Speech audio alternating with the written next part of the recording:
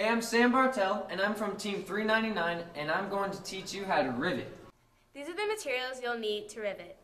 So first we need the drill motor to drill the hole, and then we need a center punch to guide the drill motor, and then we need a clamp to hold the pieces together, a drill bit to deburr the holes, some clecos and the cleco pliers to hold the part together. Then we need some rivet shears to cut the rivets to size. For the rivet gun, we need a rivet tip. It has to be specifically for the type of rivet. This tip is for a number 4 rivet, a spring retaining clamp, the rivet gun, and a bucking bar. And we'll need some material to rivet together. Sam, what is riveting exactly? Well, Asia, I'm riveted that you asked. Riveting is when you have two pieces of metal with an 1/8-inch hole in between them, and you put a rivet, which looks like this, through the material, and then you put an air hammer here, and then a bucking bar here, and you press it down so it squishes to look like that. Sam, what is the purpose of riveting? Well, riveting is when you need to join two pieces of metal together quickly and with minimal weight gain. So before you start to rivet, you have to have two pieces of material to rivet together. Now the rivets that we're going to use here are 1/8-inch rivets, and they're number 4 rivets also, and that stands for 4 seconds. Now a number 5 rivet would be 5 seconds, and so on and so on.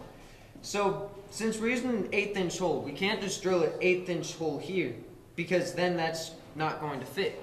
So we have to use a number 30 hole, which is just a little bit bigger than an 1/8-inch hole. So first we put our center punch here, and then drill our hole.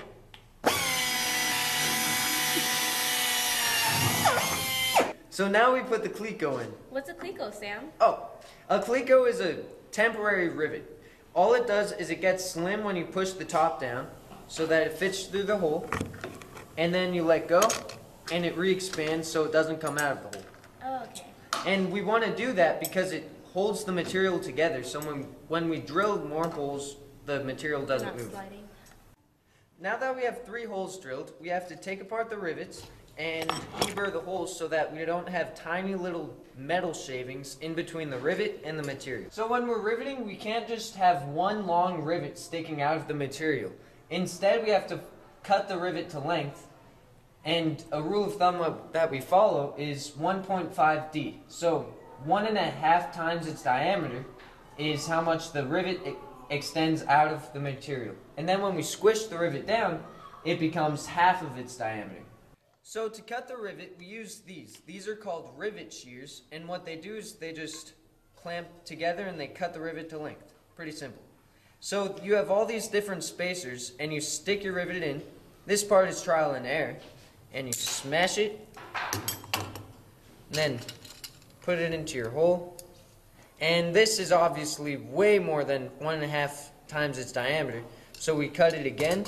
This time, instead of 3 spacers, I'm going to go with 1 spacer.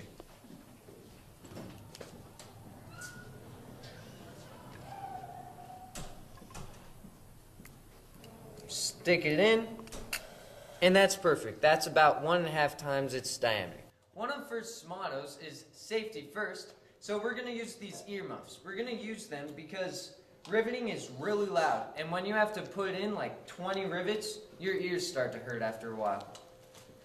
Safety first. What did he say? Now that we have our material all prepped to be riveted, here's what we're going to do.